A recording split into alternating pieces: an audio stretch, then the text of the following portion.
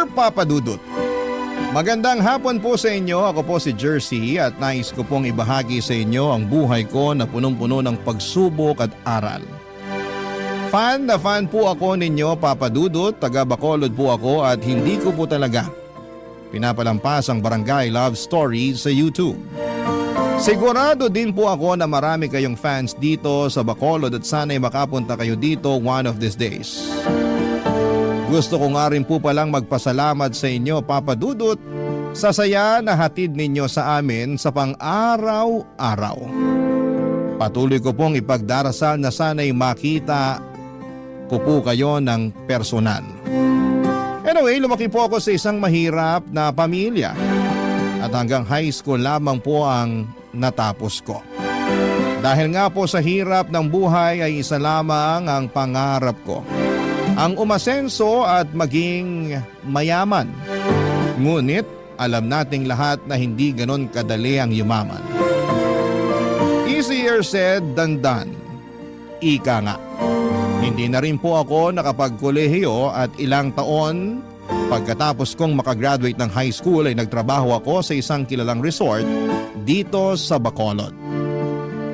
Ang pinsan ko po na si Nonette ang nag-refer sa akin sa resort na yon. Katulad ko po ay lumaki din siya sa mahirap na pamilya. Pareho kami na maganda at hindi nakapagtapos ng high school. Pero kahit na ganoon pa man ay magkaiba pa rin kami ni Nonette. Kasi si Nonette po ay kontento na sa buhay niya. Kahit mahirap sila, sapat na sa kanya ang kinikita niya sa resort dahil kahit papaano ay nakakayanan niyang suportahan ang pamilya niya. Sa kabilang banda ko po ay hindi ako nakokontento sa buhay na salat at nagtatrabaho lamang sa isang resort. At sa mga panahong yon ay hindi ko talaga maintindihan kung paano nakontento si Nonette sa ganong klase ng buhay. Madalas kaming nagdedebate ni Nonette kasi palagi niyang pinapaalala sa akin na dapat ay marunong daw akong makontento. Pero ang lagi ko namang sinasagot sa kanya ay wala siyang mararating sa buhay kung makokontento lamang siya. Bagamat magkaiba kami ng pananaw ni Nonette, ay nagkakasundo pa rin po kami. Tuwing day off namin ay madalas kaming nag-iinuman. At sa mga break time naman ay palagi kaming nagchichikahan. Marami kaming pinag-uusapan. Mga paborito naming GMA teleserye at syempre ang paborito naming mga artista sa GMA at mga episodes ng Barangay Love Stories. Lumipas ang ilang linggo at medyo nakaramdam kami ng pagod sa trabaho sa resort dahil holiday yon. At sobrang daming turista ang nagbabakasyon sa resort na pinagtatrabahuhan namin. Dahil sa sobrang pagod ay nag-decide kami ni Nonette na mag-inuman sa susunod na weekend. At nung nangyari na nga ang pinaplano naming inuman, nag-usap ulit kami ni Nonette tungkol sa mga pananaw namin sa buhay, Papa Dudut.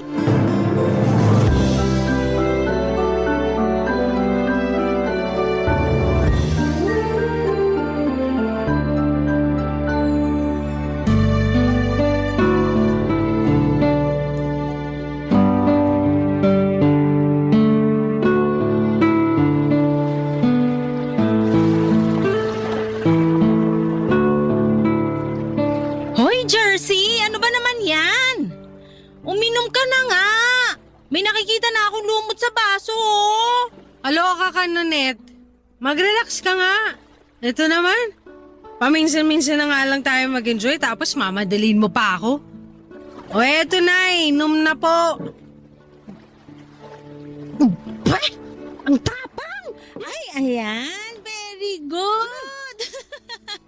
Mabuti na lang talaga nakapag-relax na rin tayo sa wakas. Sinabi mo pa, non-stop yung dagsaan ng mga guests sa resort. Ang totoo niyan, parang ayoko na nga bumalik dun sa resort eh. Sobrang stressful ng trabaho. Namimilipit na yung katawan ko sa sakit tuwing naka-duty tayo. Uy, ano ka ba?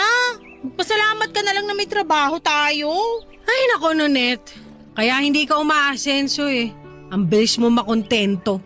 At ano namang masama doon, Aber? Ano ba? Wala ka bang ambisyon sa buhay? Ayokong tumanda na nagtatrabaho lang sa isang resort, no? Kung tutuusin, sobrang swerte na nga natin at may trabaho tayo kahit high school lang natapos natin eh. Bahala ka, basta ako gusto kong makapag-asawa ng mayaman. Gusto kong makapag-abroad, Nunet. Masyadong maliit ang Pilipinas para sa mga pangarap ko sa buhay. Ay, iba siya! So, anong balak mo? Magpapakasal ka sa AFAM para makaahon sa buhay, ganon? At ano namang masama dun?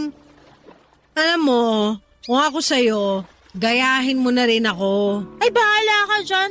Okay na ako sa buhay ko dito sa Pilipinas. Pwes, ibahin mo ko. Sayang lang ang mga beauty natin kung dito lang rin sa Pilipinas mabubulok. Gusto kong makapag-asawa ng taga-Italy o Spain, ganan. Ambisyosa ka talaga kahit kailan. Kung ambisyosa ako, ikaw naman gaga. Malulugmo ka lang sa hirap sa kagusto mong manatili sa Pilipinas. Hi, Jersey! Akala mo ba madali ang buhay abroad? Ang dami kaya nating kababayan na gustong-gusto na makauwi ng Pilipinas. Tapos ikaw dyan, kating-kati na makaalis ng Pilipinas? Pwes, ibahin mo ako. Kasi I am destined for greater things. Ewan ko sa'yo. O eto baso, uminom ka na lang dyan kasi baka may makita na naman akong lumot sa baso. O eto na. Second time is a charm. Don't English me ha, kasi wala akong naintindihan sa mga pinagsasabi mo. Kagaya kung paano ko hindi maintindihan yung gusto mong manatili ng Pilipinas. My goodness! You are so baduy, ah! Pag ikaw nakapag-abroad, wag na wag kang bumalik ng Pilipinas ha. Ay, girl. Talagang hindi na. Hindi naman ako syunga para gustuhin pang bumalik dito kung sakasakali. Alam mo, di kita magets. Oo, lumaki nga tayo sa mahirap na pamilya at hindi tayo nakapagkolehiyo. Pero kahit papano, swerte ka pa rin naman kasi mabait naman yung mga magulang mo sa'yo. Pero Nunet, ako nagpapaaral sa dalawa kong kapatid. Di ko rin kasi mag-gets tong sina mama at papa. Anak-anak, tapos salat na salat naman sa buhay. Yung tabas ng dila mo, kaloka ka.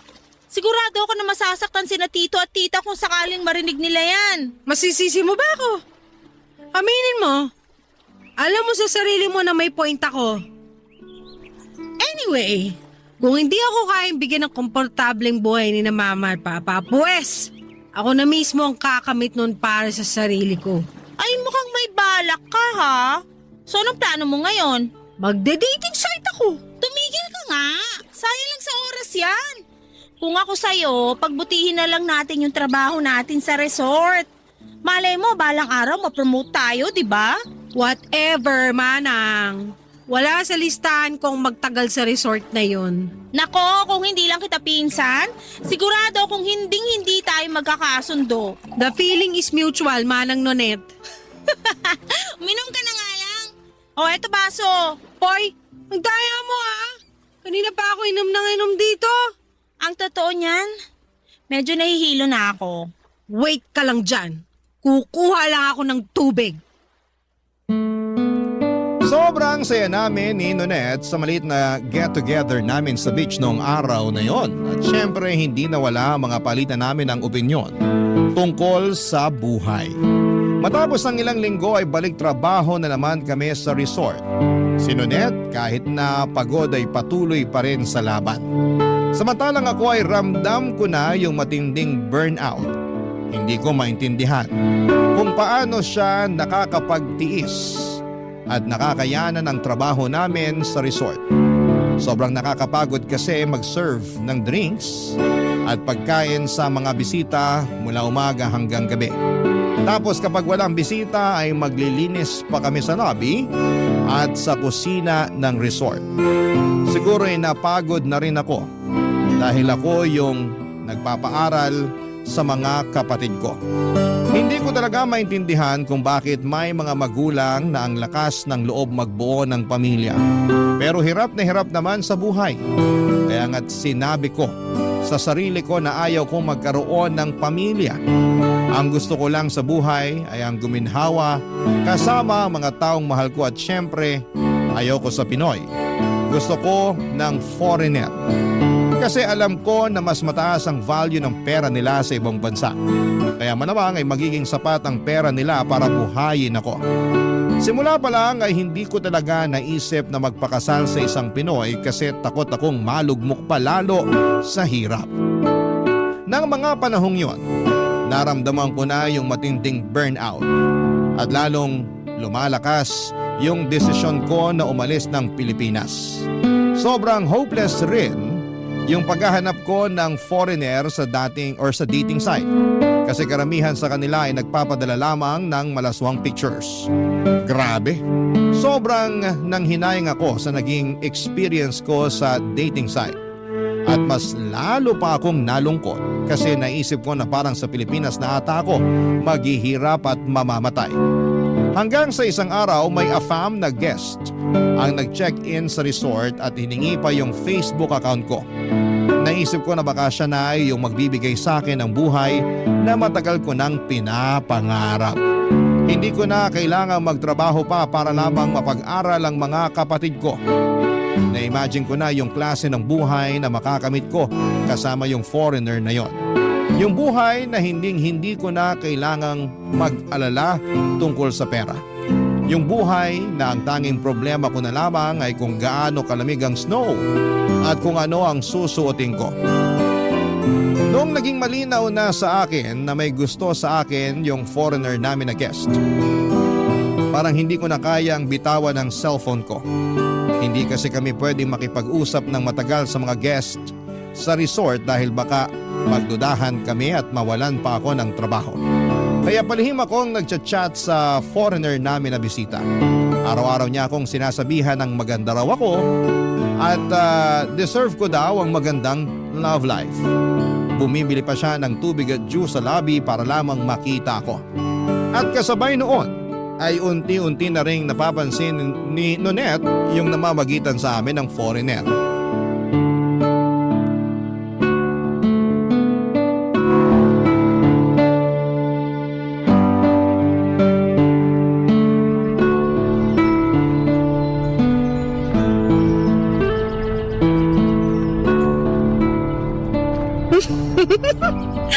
Ang sweet mo talaga. Sobrang gwapo mo pa. Ay, mahuhulog na ata yung panty ko sa'yo. Hoy, Jersey! Yung sahig sa kusina, ang dumi-dumi. Linisin mo na kaya.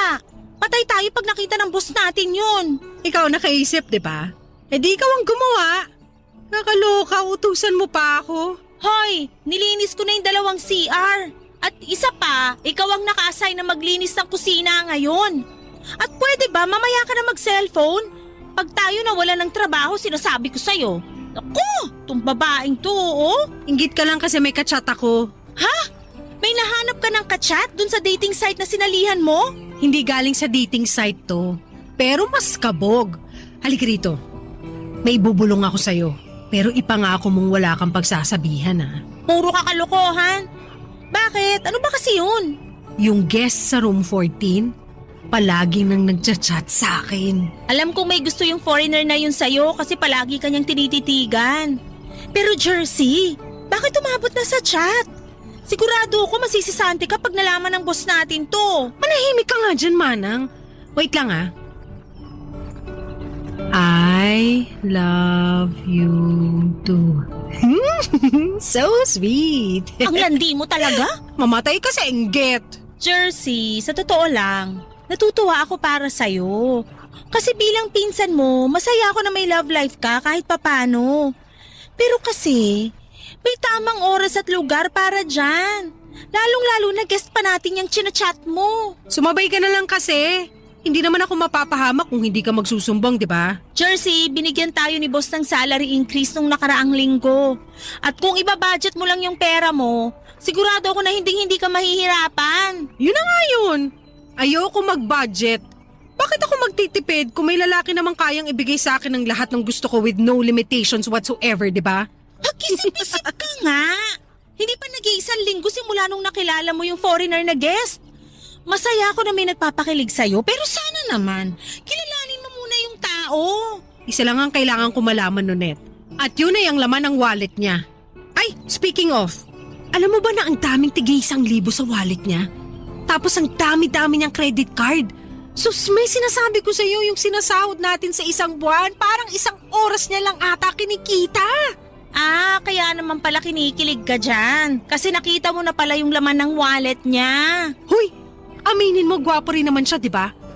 Sinasabi ko sa'yo, Nunet, hindi ko na to pakakawalan. Wala ka na talagang ibang inisip kundi pera, ang magkaroon ng mayamang asawa at ang makapag-abroad. Kung gusto mong mabulok dito, be my guest. Pero wag ako. Bahala kang amagin dito. Hoy, naririndi na ako sa kaka-Ingles mo. Naluloka na ako sa'yo, ha? Bakit ba kasi hindi ka nalang makontento dito? Yung mga foreigner nga dito mismo sa Pilipinas nagre-retire kasi nagagandahan sila dito. Tapos ikaw naman nuknuka ng... ano nga uli yung tawag nila dun?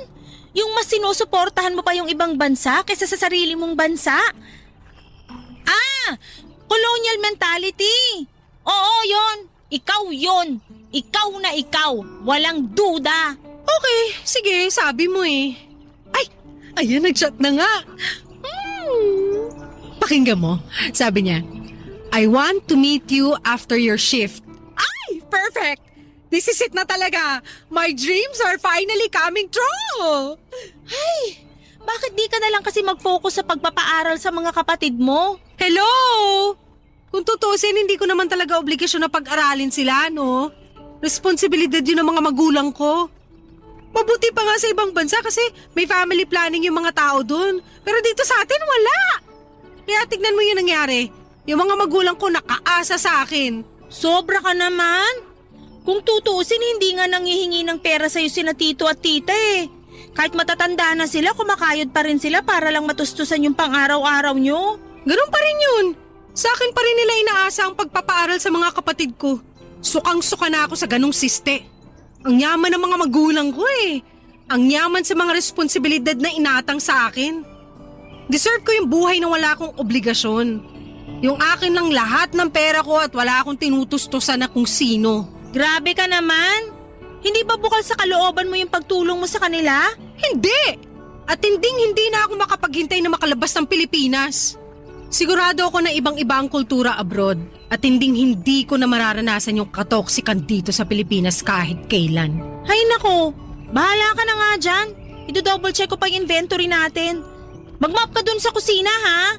At utang na loob, tigilan mo muna yung kaka-cellphone mo. Mamaya na yan pagkatapos ng shift natin. Alis na muna ako, maiwan na kita dyan. Inggitera!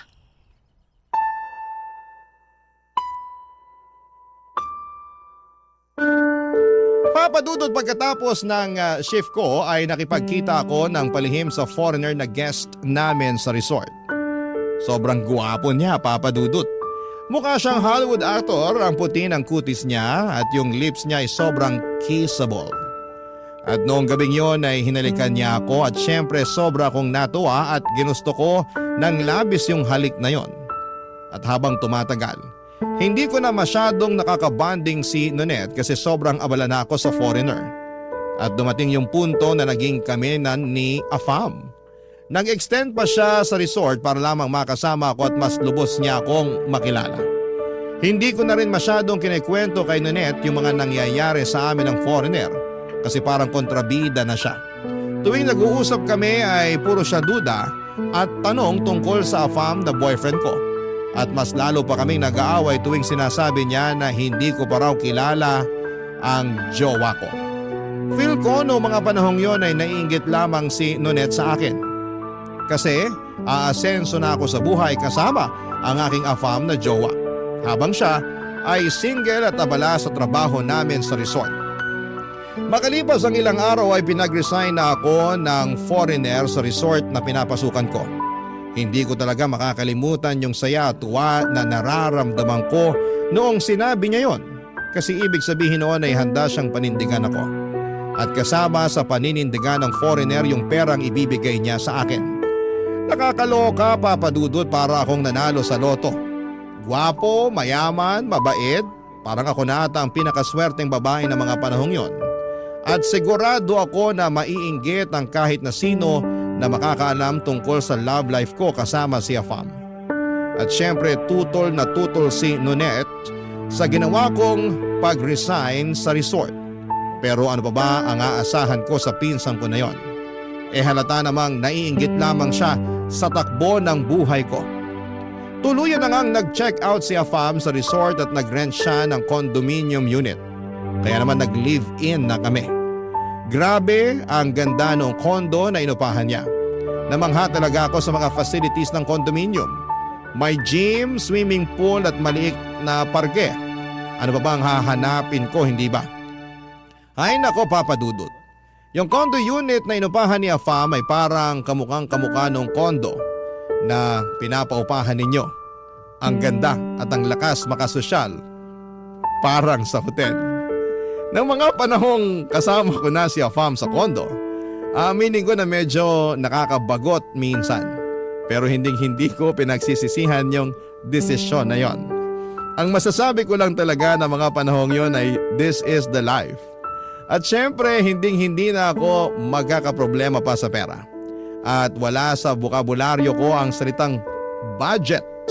Kasi swipe lamang ako ng swipe sa credit card at debit card. At sagot na ni Afam ang lahat ng luho ko ng mga panahong yon, Papa Dudut. Barangay Love Stories. Barangay Love Stories. Makalipas ang ilang linggo ay napag-alaman ko na ichinismis ako ng magaling kong pinsan sa mga magulang ko. Ikinuwento ni Nonet sa mga magulang ko na nag-resign na ako sa resort at tuluyan na akong nakipag-live-in kay Afam. Sa totoo lang ay medyo nagalit ako kay Nonet kasi sigurado akong manghihingi ng pera ang mga magulang ko dahil alam na nila na foreigner yung jowa ko. Ganyan naman kasi kadalasan sa atin, hindi ba? Kapag foreigner, ang tingin ng iba ay maraming pera. Kaya tinawagan ko si Nonet at pinagsabihan ko siya. Pero ang sabi niya sa akin ay nagwo-worry lamang daw siya sa akin kaya niya ikinuwento sa mga magulang ko yung mga tungkol sa pakikipagrelasyon ko at pakikipag-live-in kay Afam. Nainis na lamang ako at binabaan ko ng telepono si Nonet noong araw na yon. Lumipas ang ilang linggo at tumawag sa akin ang mga magulang ko at pinakiusapan ako na bayaran ko na raw yung tuition fee ng mga kapatid ko. Sa totoo lang ay naiinis din ako noong narinig ko yon. Kasi ang nasa isip ko na mga panahong yon ay baka abusuhin na ako ng mga magulang ko. Lalo na ngayon na alam nila na may kinakasama akong Afam. Nanindigan ako noong mga panahong yon at sinabi ko sa mga magulang ko na babayaran ko pa rin yung tuition fee ng mga kapatid ko. Pero hindi ko dadagdagan yung perang ibibigay ko.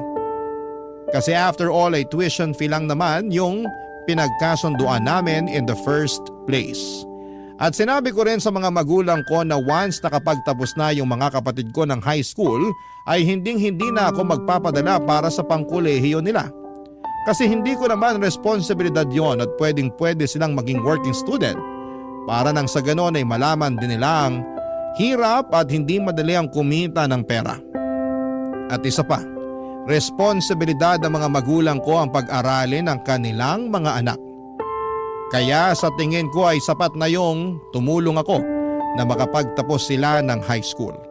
Actually, dapat pa nga ay magpasalamat ang mga kapatid ko sa akin. Kasi yung iba dyan ay hindi na nakakapag-aral at all. Makalipas nga ang ilang buwan ay nag-level up na ang relasyon ko with Afam, Papa Dudut. Gusto na niya akong dalhin abroad at doon na manirahan na kasama siya. Eto na yon, yung matagal ko nang inaasam-asam. The moment I've been waiting for is finally coming true. Nagpakasal kami ni Afam dito sa Pinas sa isang huwes at nag-apply kami ng spousal visa. Pagkatapos ay napakahabang proseso ay naging successful naman ang lahat. At nakapag-book na kami ng ticket para makaluwas na papunta sa abroad. 4 days bago kami nakaschedule umalis ng Pilipinas, tinawagan ko si Nonet at niyaya ko siyang pumunta sa isang bar para sa isang maliit na celebration o konting inuman. At fortunately ay pumayag si Nonet na makipagkita sa akin noon, Papa Dudut.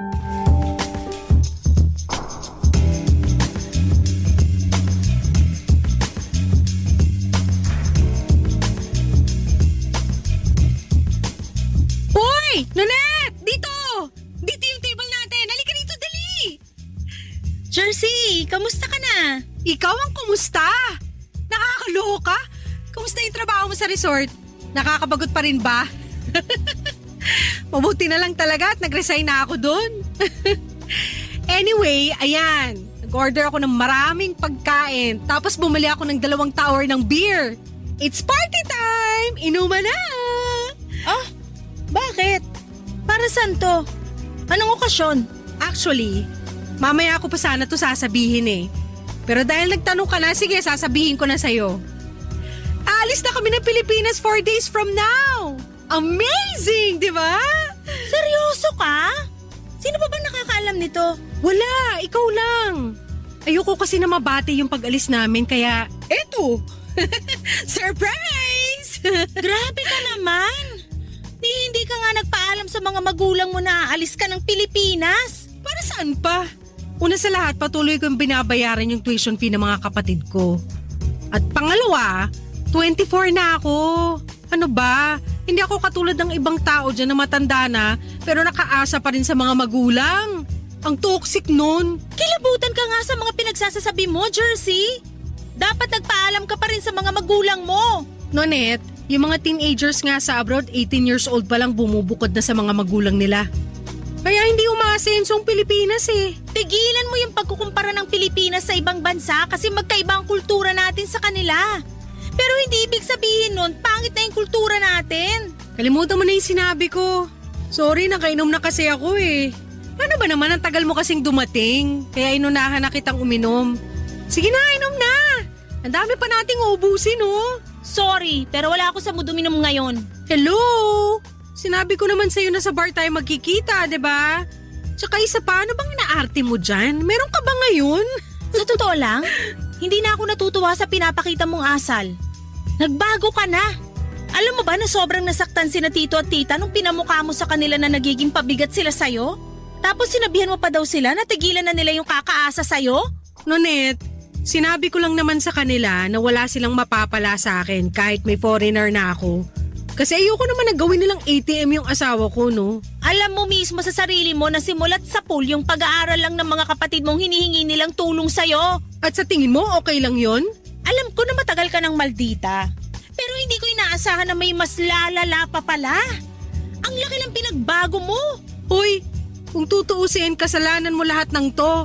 Kasi ikaw mismo ang nag-chismis sa mga magulang ko yung tungkol sa pakikipagrelasyon ko sa isang foreigner. Tinatanong nila ako kung kamusta ka na raw kasi hindi ka na raw nagre-reply sa mga text nila. Malamang, pagkatapos mo ba naman sabihin sa kanila na nakikipagrelasyon ako sa foreigner, I'm sure manghihingi ng pera yung mga yun. Akala ko noon ambisyosa ka lang, pero hindi. Nuknukan ka rin pala ng yabang. Ngunit wag mo kong simulan.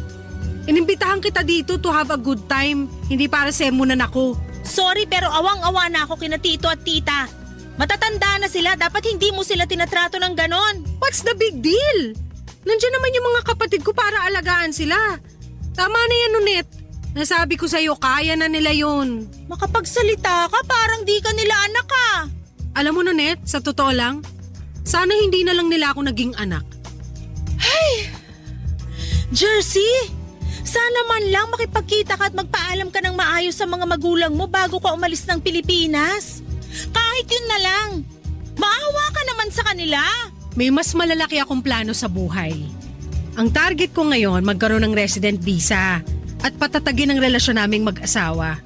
Bibisita na lang ako dito kapag naging residente na ako abroad.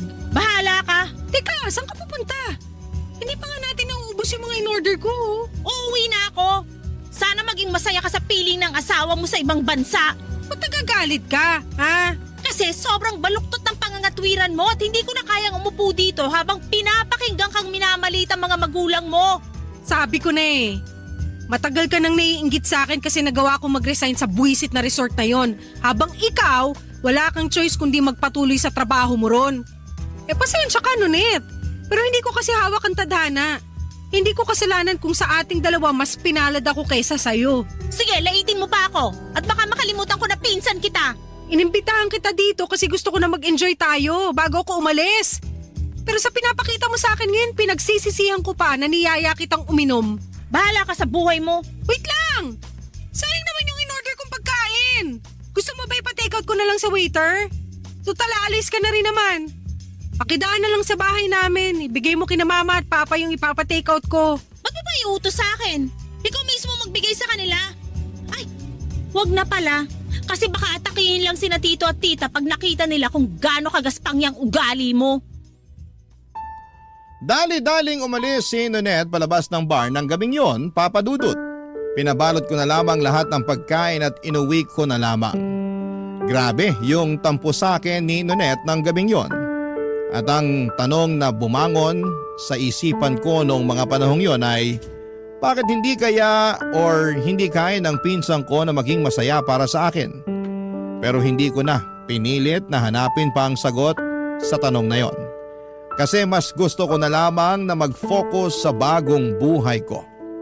4 days later ay iniwan na namin yung maganda na kondo na inuupahan ng asawa ko at umalis na kami ng Pilipinas.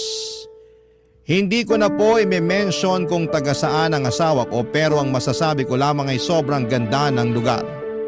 Papadudot malinis yung kalsada, malamig ang weather at talagang ibang-iba siya kumpara sa lugar na kinalakhan ko. Natatandaan ko pa yung first time na nakakita ako ng snow. Sobrang nakakamangha at nakakapanibago. Talagang humilata po ako sa snow kasi yung mga napapanood ko lang dati sa mga pelikula ay finally ay nararanasan ko na rin in real life. Hindi ko po makakalimutan na tawa lang ng tawa yung asawa kong foreigner noong time na yon habang ini-enjoy ko yung pagkamangha ko sa snow. At mas lalo lang akong naging masaya sa desisyon ko na umalis ng Pilipinas kasi namuhay ako ng marangya na parang isang prinsesa. Yung cabinet ko noong time na yon ay punong-puno ng sapatos at jacket kasi hindi ko na kailangang mamili pa kung ano ang bibilhin ko. Kapag may dilema ako between 2 or more items, I don't choose. I buy them all. Ganon ako ka-spoiled at kamahal ng asawa ko. Mapapasana all na lang talaga ang lahat sa buhay ko na yon. At tungkol naman sa mga naiwan na tao sa Pilipinas ay kinausap ko lamang sina mama at papa tuwing nagpapadala ko ng pera para sa tuition fee ng mga kapatid ko. Si Nonette naman ay hindi ako kinakausap. Pero friends pa rin kami sa social media at somehow ay iyon ang naging assurance ko na okay pa kami kahit papaano kasi hindi pa niya ako binablock. Lumipas sa mga linggo at naging mapayapang takbo ng buhay ko sa ibang bansa. Hanggang isang araw, nabigla ako nang bigla akong tawagan ni Nonette.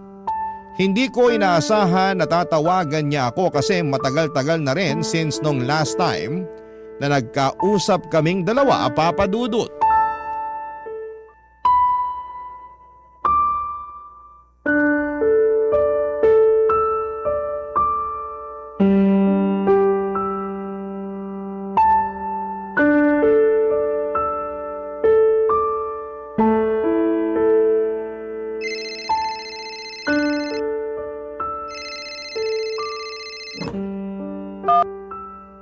Hello? Nonette? Jersey! Uy! Ang tagal na mula nung huli tayo mag-usap ah. Balita sa'yo. Jersey, I'm sorry kung ngayon lang ako nakatawag sa'yo pero Uy, okay ka lang ba? Anong problema? yung mama mo kasi… Tungkol ba to sa tuition fee ng kapatid ko? Huwag ka mag-alala, nakapagpadala na ako sa kanya last week. Pero kinlaro ko na hindi ko dadagdagan yung pera kasi yung tuition fee lang naman yung sagot ko eh. Wala nang iba. Sa totoo lang, dapat nga magpasalamat pa sila sa akin na sagot ko pa rin yung tuition fee ng mga kapatid ko. Kasi alam mo ba na dito, kahit high school student pa lang, nagtatrabaho na yung mga bata. Ang ganda sana kung pati sa Pinas ganun ang mindset ng mga estudyante. Makinig ka nga muna sa akin. Si tita kasi… nasa ospital siya ngayon. Ha?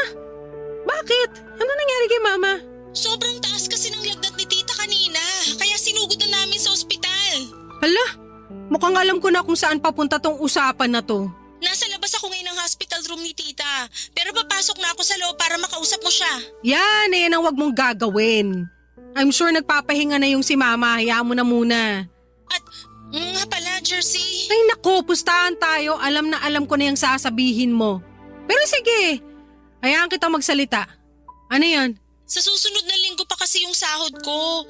Tapos sina tito at tita wala ring pera kasi kakabili lang nila ng grocery nung isang araw para sa mga kapatid mo. Jersey, walang-wala kami ngayon at kailangan namin ng pambayad sa ospital. Ano ba naman yan, Nunet? Mataas na lagnat lang yun. Bakit nyo kinailangan dalhin si mama sa ospital? Mas mabuti na yung sigurado. Tapos ngayon ako tong kinukulit nyo. Ewan ko ba? FYI lang hindi porket nakatira ako abroad, ibig sabihin nun pinupulot ko na lang ang pera. Utang na loob! Yung mama mo pinag-uusapan natin dito. Ganun na ba katigas ang puso mo para pag-isipan mo kami ng masama? Hindi mo ako masisisi kasi yan naman talaga yung gawain ng mga kamag-anak na naiiwan sa Pilipinas, diba? Yung manghingi ng pera sa kamag-anak nila na nagtatrabaho abroad at yung humilata na lang habang nag-aantay ng pasalubong. Naririnig mo ba ang sarili mo? Nakapag-abroad at nakapag-asawa ka lang ng foreigner, nagkakaganyan ka na? Sabihin mo na kung anong gusto mong sabihin pero hindi mo may tatanggi na may point yung pinagsasasabi ko. Siguro kung nandito ka lang sa Pilipinas, kanina pa kita sinampal. Subukan mo at ihilahin ko yung buhok mo hanggang sa makalbo ka. Wala ka ng pag-asa. Sarili mong mga magulang pinagsasalitaan mo ng ganyan. Pinaako lang sa'yo yung pag-aaral ng mga kapatid mo, nagkakaganyan ka na? Mismo!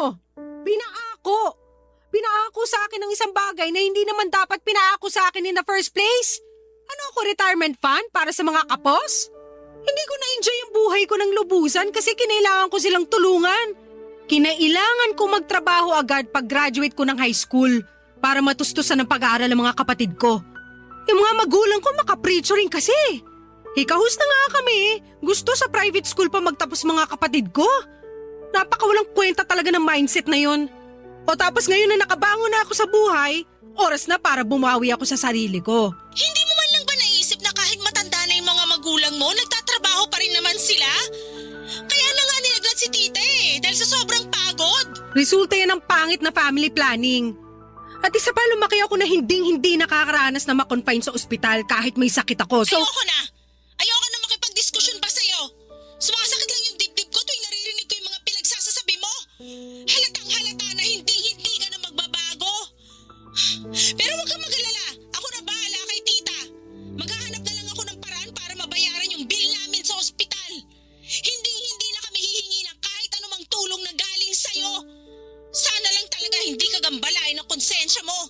Sarili mong nanay ayaw mong tulungan. Ibang klase ka rin naman. maniwala ka sa akin, makakatulog ako ng mahimbing sa gabi kasi namumuhay ako ng payapa dito na walang inaabalang tao, Nunet. Kayo lang naman tong gumagambala sa akin eh. Babayaran ko yung tuition fee ng mga kapatid ko hanggang sa makapagtapos sila ng high school. End of story. Sige na, bababa ko na to. Buisit kang babae ka. Wala kang kwentang pinsan at wala ka rin kwentang anak. Sobra kong napikon pagkatapos naming mag-usap ni Nonet, Papa Dudut. Ang gusto ko lang naman talaga ay mamuhay ng tahimik at payapa kasama ang asawa ko. Ang hangad ko noon ay makapag-move on at makapag-move forward sa bagong buhay ko nang hindi ako nagagambala. Kaya nung tinawagan ako ni Nonet ay sobrang napikon lang talaga ako. Kasi parang ang tingin ko sa mga tao sa paligid ko, hinahabol lamang ako dahil alam nilang foreigner ang asawa ko. Gaya nga po ng nabanggit ko kanina ay lumaki po ako na salat sa buhay. At hindi ko po makakalimutan kung paano yinurakan yung pagkatao ko. Lalo na noong bata pa lamang ako. Pinagtatawanan ako ng mga kaklase ko kasi sira-sira na yung mga gamit ko. At puro dilata at noodles lamang ang kinakain ko habang yung mga kaklase ko naman ay pinaghahandaan ng iba't ibang klase ng putahe for lunch. At hindi ko rin po makakalimutan na pagka-graduate ko ng high school ay pinag-uusapan na kaagad ng mga kaklase ko kung saang kolehiyo sila mag-aaral. Habang ako, ang iniisip ko noon ay kung saan ako magtatrabaho. Awang-awa ako sa sarili ko tuwing naiisip ko yung mga moments na yon, Papa Dudut. And going back po, Blinako si Nonet sa mismong araw na yon kasi talagang napikon ako sa lahat ng sinabi niya sa akin. Tumagos sa puso ko yung mga sinabi niya, pero imbis na maunawaan ko yung gusto niyang ipahiwatig, mas lalo lang akong nagkimkim ng sama ng loob. Mas lalo ko pa ngang iniisip noong mga panahong yon na puro fake yung mga tao sa paligid ko. Kasi alam nila na mayaman ang asawa ko. At noong araw na yon ay sinabi ko sa sarili ko na wala akong ibang taong pagkakatiwalaan kundi ang asawa ko na lang. Kasi siya lang talagang nagmamahal sa akin ng totoo. Siya lang ang nakakapagbigay sa akin ng buhay na matagal ko nang inaasam. At siya lang ang nagpaparamdam sa akin na mahalaga ako dahil sa mga bagay na naibibigay niya sa akin. Pagkatapos kong i-block si Nonette, akala ko noon ay magiging matiwasay na ang buhay ko sa wakas. Kasi wala na pong aabala sa akin.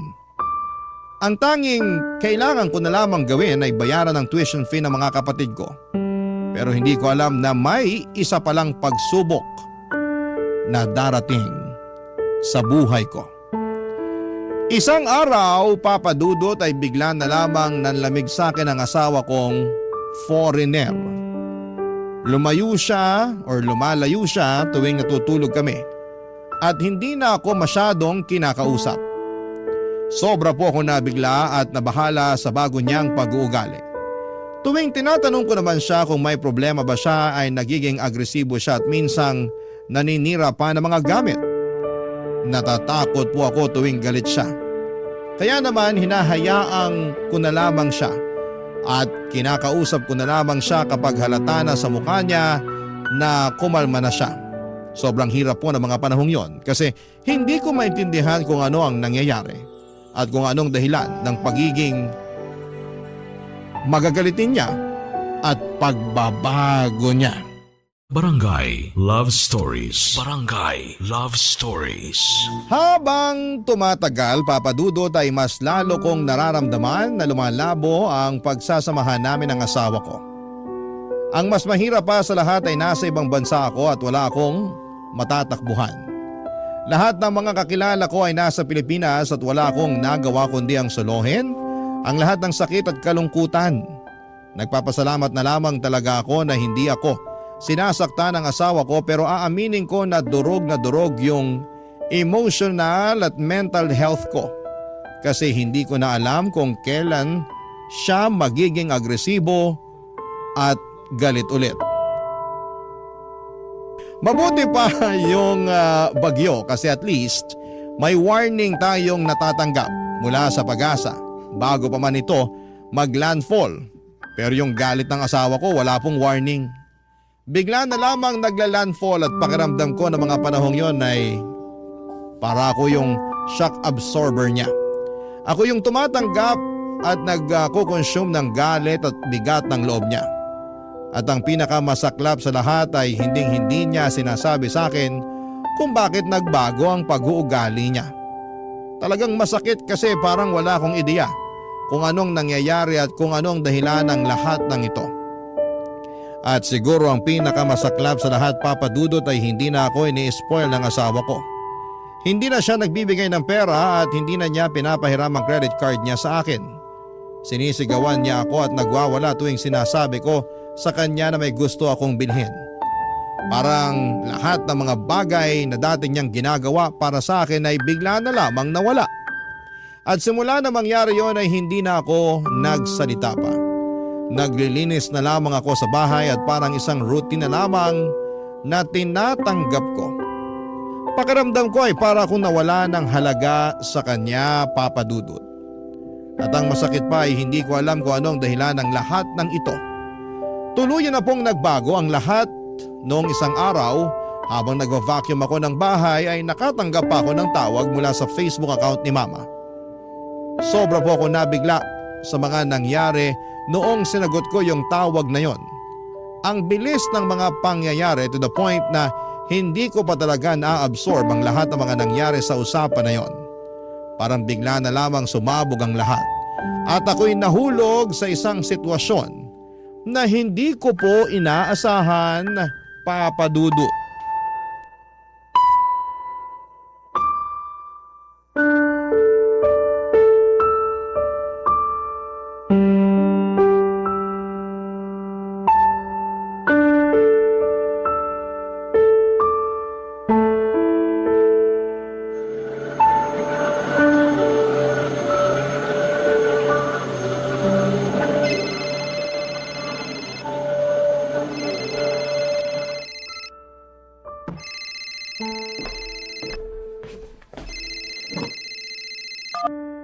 Hello?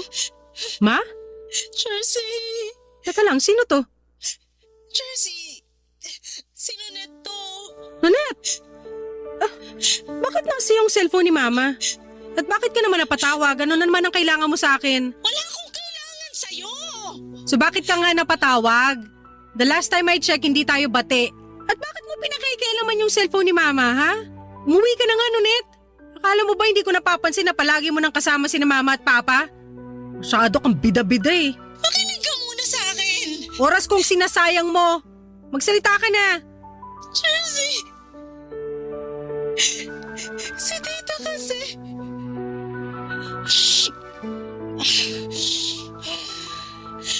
Yung mama mo, Jersey... Hoy, kumalma ka nga. Hindi kita maintindihan. Ano ba nangyayari sa'yo? Wala na siya! Ano ibig mong sabihin? Paano wala na? Patay na mama mo, Jersey! Nonet, wag ka magbibiro ng ganyan. Hindi magandang biro yan. Alam ko wala kang pakialam kay tita. Pero naisip ko pa rin na kahit pagbalik-balik na rin natin ang mundo, mama mo pa rin siya at anak ka pa rin niya. Kaya deserve mo rin malaman yung nangyari sa kanya. Nonet, hindi totoo yan. Bawiin mo yung sinabi mo. Boy pa si Mama. Ibigay mo nga yung cellphone kay Mama, kakausapin ko siya. Makinig ka! Wala na si tita! Patay na siya! Alam ko nagsisinungaling ka lang. Galit ka kasi nagyayabang ka sa akin at yan mismo ang dahilan kung bakit ginagawa mo to. Mukha ba ako nagsisinungaling? Ha? Anong ginawa mo kay Mama, Nonet? Ha? Kasalanan mo to. Pambira kang babae ka! Paano ko naging kasalanan to, ha? Ikaw ang palagi kasama ni Mama. Kung tinutukan mo sana siya na maayos, hindi sana to nangyari sa kanya. Hindi sana namatay si Mama. Kasalanan mo lahat to. Ikaw na lang sana namatay. Hoy, babae! Makinig ka sa akin ng mabuti, ha? Namatay si tita sa typhoid fever. At kung nagpadala ka lang sana ng konting tulong, sana nabigyan ng sapat na treatment si tita. Pero anong ginawa mo? Walang-wala kami noon pero nagawa mo pa rin kaming pag-isipan ng masama. Tinakwil mo kaming lahat. At ako na yung tumayong anak ni tita kasi hindi ako katulad mo na walang puso. Ako yung nag-aalaga kay tita habang nagpapakasasa ka sa yaman ng foreigner mo. Wala kang karapatan na husgahan ako. Hindi ko ginusto to. Pero ginusto mo. Ito mismo yung gusto mo, di ba? Yung mawala sa landas mo yung mga magulang mo. At nangyari na nga, Jersey. Wala na si tita. At si tito, halos hindi na nga kumakain kasi hindi niya pa rin matanggap yung pagkawala ni tita. Nonet, nasan si Papa? Kumusta yung mga kapatid ko? Galit na galit silang lahat sa'yo. Ang totoo niyan, galit rin ako sa'yo eh. Pero deserve mo rin naman malaman yung nangyari sa mama mo. Bakit niyo ba ako sinisisi? Eh, sobrang unfair niyo naman. Gusto ko lang naman magbagong buhay, yun lang. Malinis ang konsensya ko. Wala akong ginawa sa inyo para isisi niyo sa akin yung pagkamatay ni Mama. Mismo! Wala kang ginawa! Wala kang ginawa para iligtas yung sarili mong ina! Hindi ako nagkulang ng paalala sa'yo! Kahit na alam kong simulat sa pulpa lang, kinamumuhian mo yung pamilya mo! Tinawagan pa rin kita para ipaalam sa'yo yung mga nangyayari sa kanila dito! Pero ikaw lang naman tong walang puso na pilit pinuputol yung ugnayan mo sa kanila! Nonet, hindi mo ako masisisi. Natakot ako eh. Ayaw ko lang maramdaman yung pakiramdam na ginagamit ako dahil lang may kaya yung asawa ko. Buwisit na dahilan yan! Oh, Jersey, lumaki kayo sa hirap! Hindi ka nabigyan ni na tito at tita ng komportable na buhay, pero ni minsan, hindi ka nila minaltrato! Wala silang ginawa sa'yo para kamuhian mo sila ng ganito katindi! Alam mo kung bakit malapit ang loob ko kina tito at tita? Dahil alam ko sa sarili ko na mabuti silang tao! Kaya ako nasasaktan tuwing pinagsasalita mo sila ng masama! Ang sabihin mo, sinisiraan mo ko. Kaya ka lumalapit kina Mama at Papa dahil chinichismis mo sa kanila bawat detalye ng buhay ko. Para kang linta at ahas sa pinagsama. Yang inggit mo sa akin, nanunuod sa buto. Kaya mo ako sinisiraan kasi hindi mo matanggap na mas maganda na ngayon ang buhay ko kaysa sa buhay mong patapon pa rin hanggang ngayon. Kahit kailan, hindi ako nainggit sa'yo. Alam mo kung bakit? Kasi puno na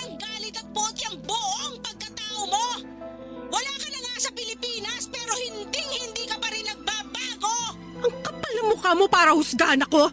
Bawiin mo yung sinabi mo!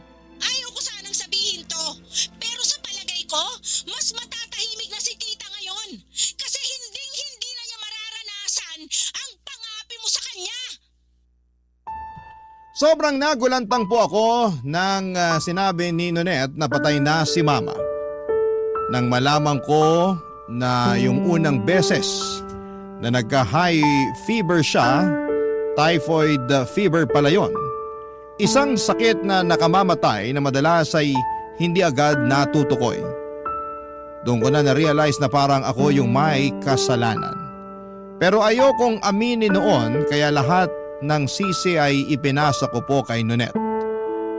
Pero habang tumatagal ay naisip ko na naging sakim at madamot ako. At yun ang isa sa mga dahilan kung bakit hindi nabigyan ng tamang treatment si Mama. Sobrang lungkot ko po noon at gusto ko sanang makadalaw sa Pinas. Pero wala akong pera at may hindi rin kami pagkakaintindihan ng asawa ko. Alam ko na magagalit siya kapag nalaman niyang nagbabalak akong umuwi. Kaya nagtiis na lamang muna ako at hindi na ako nakadalo sa libing ni Mama. At si Nonette at Papa na lamang ang gumawa ng paraan para maitawid ng maayos ang burol ni Mama. At dahil nga hindi na ako binibigyan ng asawa ko ng pera, ay hindi ko rin nakayanan na magpadala para sa libing ni Mama. Lumipas ang mga gabi papadudot at nagtuloy-tuloy ang mga bangungot ko. Lahat ng nightmares ko, isang tao lang ang palaging laman, si Mama. Ang pinaka nakakatakot siguro ay yung nakita ko ang mukha ni Mama na puno ng dugo habang sinasakal niya ako at humihingi ng tulong. Hindi ko na kinaya kasi tumagal-tagal na yung mga ganong panaginip ko at pati konsensya ko ay binabagabag na ako. Kaya't ikinuwento ko na sa asawa ko lahat ng mga nangyari kay Mama at nagbabaka sakali akong bibigyan niya ako ng pera para makadalaw ako ng Pinas. Ang akala ko talaga ay dadamayan at maintindihan ako ng asawa ko. Pero imbes na damayan ako, sinampal niya ako at muling nagwala. Galit na galit siya. Sabi niya ay sawang-sawa na raw siya sa pagwawaldas ko ng pera niya mula pa noong umpisa. Ibinulgar din niya ang dahilan kung bakit nagbago ang ugali niya ay dahil nalugi na raw ang negosyo niya at kamakailan lang ay nag-file na siya ng bankruptcy. Na-overwhelmed daw siya dahil mawala na sa kanyang negosyong or nawala na ang negosyong pinaghirapan niya ng ilang taon. Pero hindi ako nakapagpigil, Papa Dudut. Sumabat ako at sinabi ko sa kanya na hindi sapat na dahilan yon para maltratuhin niya ako. Mas lalo siyang nagwala at doon ko naramdaman na wala ng pag-asa ang relasyon namin. Kaya unti-unting ibinenta ko na online yung mga bags ko, mga sapatos at shirts na pinamili ko hanggang sa nakalikom po ako ng sapat na pera para makabalik na sa Pilipinas. Tinakasan ko ang asawa ko at umuwi na ako sa amin. Noong nakarating ako sa amin ay itinakwil ako ni Papa at ng mga kapatid ko. Ako pa rin ang patuloy nilang sinisisi sa pagkamatay ni Mama. Wala na akong trabaho noon at wala na akong ibang malapitan kaya naman nag-decide ako na mag-apply muli sa resort kung saan ako dati nagtatrabaho. At agad akong natanggap. Pero iba na ang takbo ng lahat. Kasi si Nonette na pala ang naging manager habang ako ay bumalik sa pagiging all-around staff. Sobrang bagsak na bagsak ang pride ko ng mga panahong yon. Lumipas ang mga buwan at hindi ko na kinaya ang mga pangyayari sa buhay ko.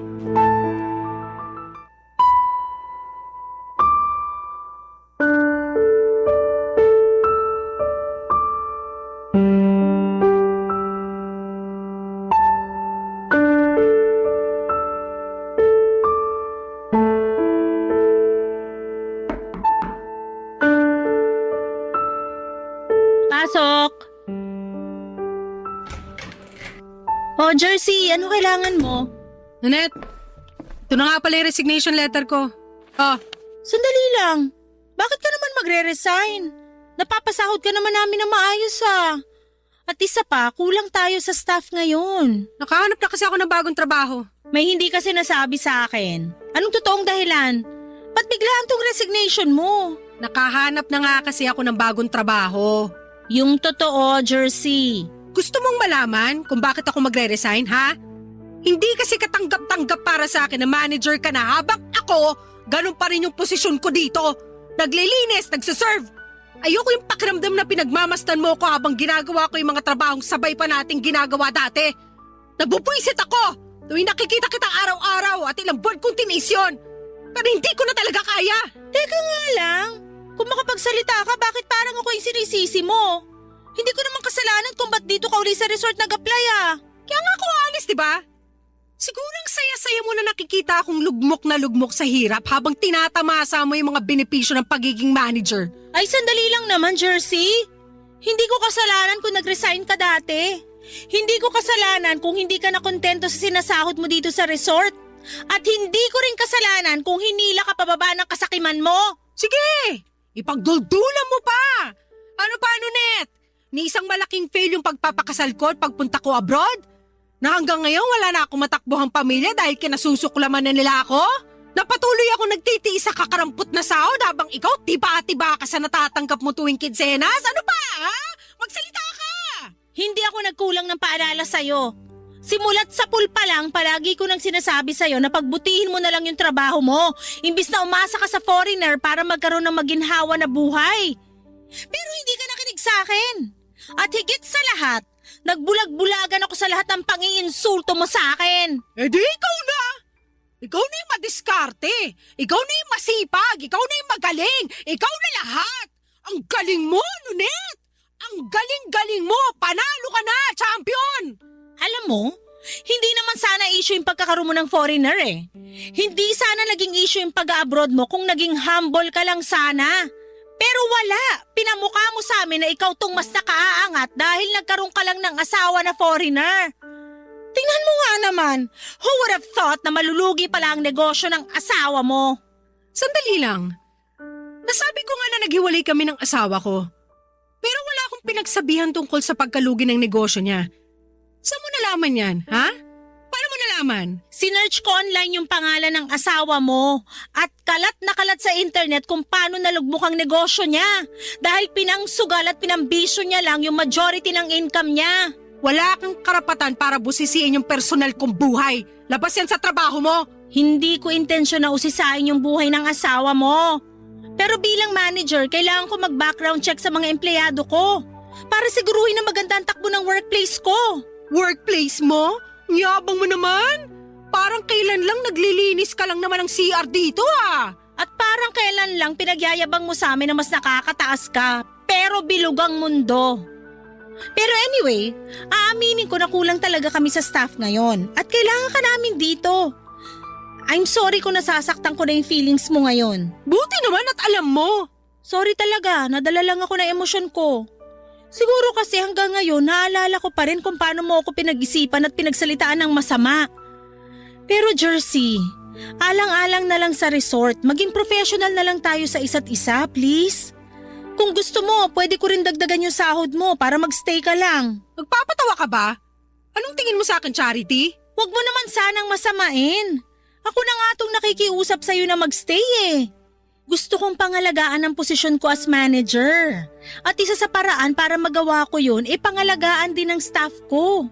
At syempre kasama ka dun. So gagamitin mo pa talaga ako para iangat yung sarili mo? Kapal din naman talaga ng mukha mo. Hindi ganun yon. Ginagawa ko lang yung best ko as your manager. Hindi ko kailangan ng awa mo. Mas pipiliin ko na lang maghirap kaysa patuloy mo kong kaawaan. Tanggapin mo na yung resignation ko. Hindi ko na kailangan ng trabahong to. At mas lalong hindi na kita kailangan.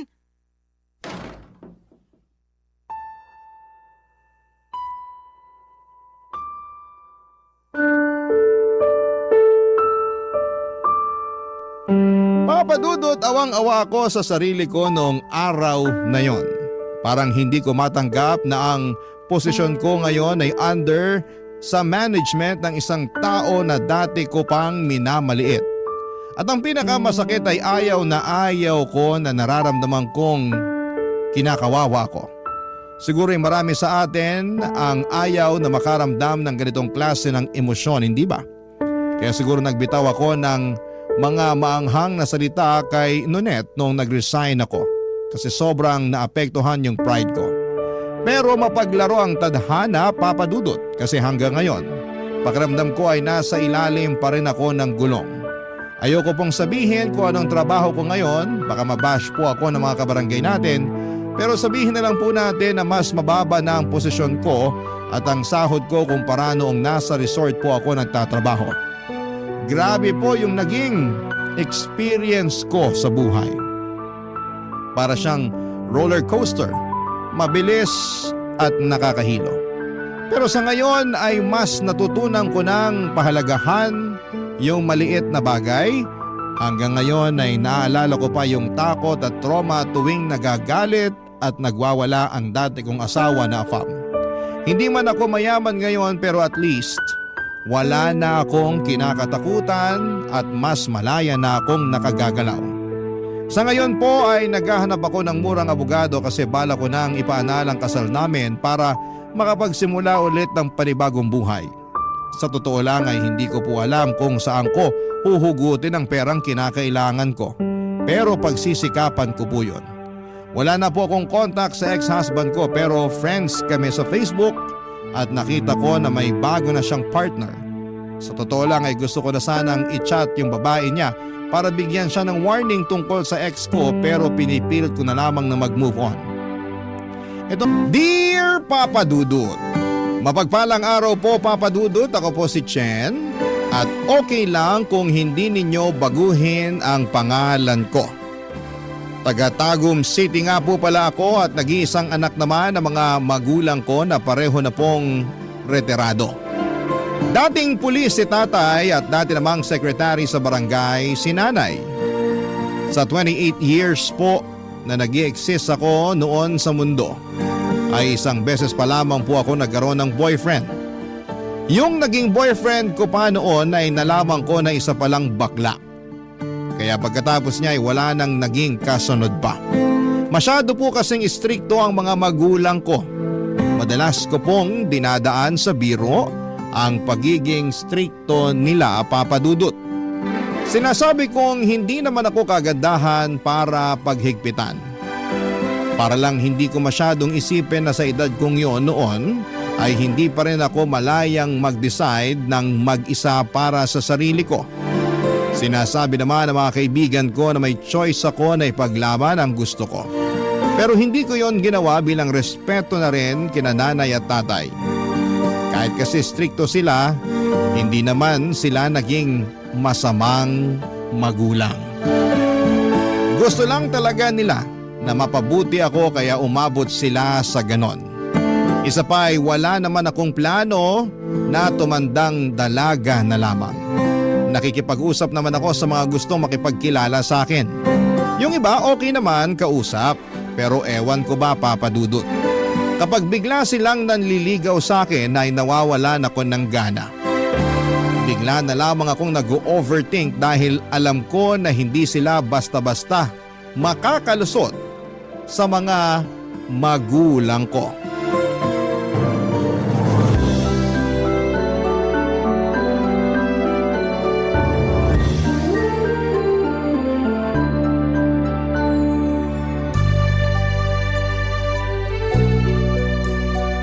Anak, nakauwi na pala yung anak ni Kumare.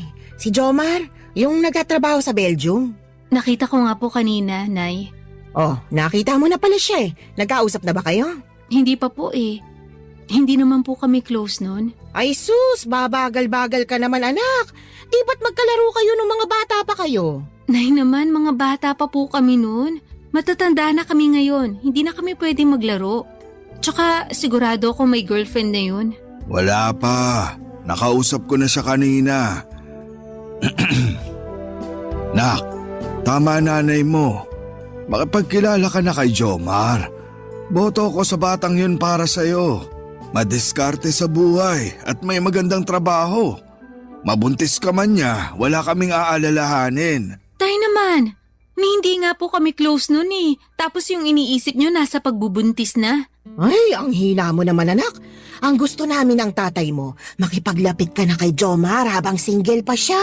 Baka sa mga susunod na araw, magulat ka na lang na may iba nang nililigawan yun. Baka pagsalita naman po kayo parang kagusto-gusto ko. Paano naman po kung hindi ako type ni Jomar? Tsaka hindi rin po ako na-attract sa kanya. Sus, mahalaga pa ba yung atrak-atrak na yan? Dapat practical na ngayon sa pagpili ng lalaki. Doon ka sa kaya kang buhayin at hindi ikaw yung bubuhay sa kanya. Pero tay, kaya ko naman po magtrabaho sa sarili ko. Anak, gusto rin namin na magkaapo. At mangyayari yun kung mag-aasawa ka na. Kapag nag-asawa na po ako, mahahati na yung atensyon at suporta ko sa inyo. Paano ko pa kayo niyan mabibigyan ng maalwang buhay? Hindi na po kayo bumabata. Kami pa idadahilan mo wala na kaming magagawa ng nanay mo kung sadyang tumatanda na kami. Isipin mo yung sarili mo. Pero hanggat maaari, gusto naming doon ka mapunta sa lalaking alam namin na mabibigyan ka ng magandang buhay. At sa tingin niyo po si Jomar yun? Oo! Hay nako nay, tay. Mas gusto ko na po yung ganito. Kesa ipagpilitan ko yung sarili ko sa lalaking hindi ko naman gusto. Magugustuhan mo rin siya. Subukan nyo lang na mag-date. Siguro naman, sapat na yung isang gabi para maging malapit kayo sa isa't isa. Kayang-kaya nyo naman ibalik yung pinagsamahan nyo nung mga bata pa kayo. Tay, iba na po yung sitwasyon ngayon. Sobrang tagal na po nung sinasabi nyo, kaya imposible talaga na magustuhan ako ni Jomar. Lalo na ngayon, sigurado ako na marami na siya nakilalang magagandang babae sa Belgium. Kaya malamang, mataas ng standards niya pagdating sa mga nakakarelasyon niya. Hindi naman siya lugi sa'yo Maganda naman trabaho mo. Teacher ka, maayos ka sa sarili. Tsaka, hindi ka naman pangit, anak. Kahit ano pa pong sabihin nyo, hindi talaga ako makikipag-close kay Jomar. Ay, nasasabi mo lang yan ngayon kasi hindi pa kayo nagkakausap. Ayaan mo't mga minsan iimbitahan ko siya rito para maghapunan. Tama, mabait naman yung batang yun. Siguradong hindi yung tatanggi. Baka nga matuwa pa siya dahil matagal-tagal din kayong hindi nagkausap. Ay, bahala na nga po kayo. Basta kapag hindi ko pa rin siya nagustuhan at hindi niya rin ako nagustuhan, wag na po kayo makulit ha. Mangako po kayo. Naku, hindi ko kaya mangako. Mas lalo ako. Papadudot sa kabila ng pagtanggi ko na makipag-close o magpaligaw sa kapitbahay naming si Jomar ay naging mapilit pa rin ang mga magulang ko. Pinuntahan nila si Jomar para kausapin. In-invite nila si Jomar sa bahay para doon maghapunan. Kaya naman kahit na naiilang ako sa kanya ay napilitan akong kausapin siya. Hiyang-hiya ako noon tuwing ipinagmamalaki ako sa kanya ni nanay at tatay. At kung ano-ano pang mga sinasabi tungkol sa akin na parang pinipilit talaga si Jomar na magustuhan ako. Alam ko namang nagigets niya rin noon yung ginagawa ng mga magulang ko at napapansin ko na naiilang na rin siya sa sitwasyon namin. Nagkakatingin na lamang kami na parang nagkakaintindihan sa ginagawa ng mga magulang ko. Kaya nang matapos yung dinner namin ay humingi ako ng dispensa sa kanya. Sinabi ko na lamang na huwag nang pansinin yung mga sinabi ni nanay at tatay dahil hindi naman talaga ako nagpapaligaw. Pero papadudot, hindi ko po akalaing magbabago ang takbo ng pag-iisip ko pagdating sa love life ko noong makilala ko ang bagong security guard namin sa school na si Arjen. Unang kita ko pa lamang sa kanya iba na ang nararamdaman ko. Parang kilig yon na hindi ko po maipaliwanag, papadudot.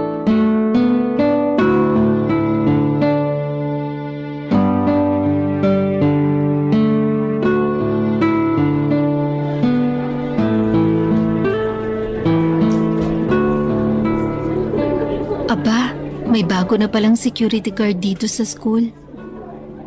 Good morning, Ma'am Pretty. Good morning. Napalitan na pala si Manong guard dito. Nagpalipat ba siya? Nag-resign na po siya, Ma'am. Actually, tito ko po siya. Kaya nung nag-resign siya, inirekomenda niya ako dito sa school. Ah, ganun ba? Opo, ma'am. Ay, siya nga po pala. May nasabi sa akin si Tito tungkol sa isa sa mga teacher dito na mabait tsaka maganda. Siya raw po yung madalas na nagbibigay ng banana bread sa kanya. Si Manong talaga. Kunento pa talaga niya yun. Favorite ko kasi yung banana bread kaya nagbe-bake ako. Minsan napaparami yung gawa ko kaya nagdadala ako dito sa school. Naisipan ko siyang bigyan. Hindi ko naman akalain magugustuhan pala niya. Kaya every time na nagbe-bake ako, naiisip kong isama siya sa mga pinagbibigyan ko. Paano po yan? Wala na siya rito. Baka naman po pwedeng pamangkin naman yung bigyan. Hindi ko pala mahiyain, no? Nako, hindi po talaga. Tsaka sayang din po kasi yung pagkakataon na makatikim ako ng espesyal na banana bread. Ha? Paano naman naging special yung banana bread ko? Kasi dumaan sa mga kamay mo, ma'am. Unang tingin ko pa nga lang sa'yo, alam ko nang masarap kang magluto. Alam mo, ibola mo na ako. Hayaan mo, pag nag-bake ulit ako, dadalhan ulit kita. Iyon oh. Thank you, ma'am. Pero may bayad. Basta luto mo, ma'am, walang problema. Alam mo, nakakatuwa ka. Ang gaan mong kausap. Teka, saan ka nga pala naka-duty bago ka napunta rito? Sa pawn shop po, ma'am. Bakit ka umalis doon? Nako, mahabang kwento po, ma'am. Okay. Uunti-untiin ko po para lagi niyo akong kausapin tuwing maaga kayong pumapasok. Ay, ganon?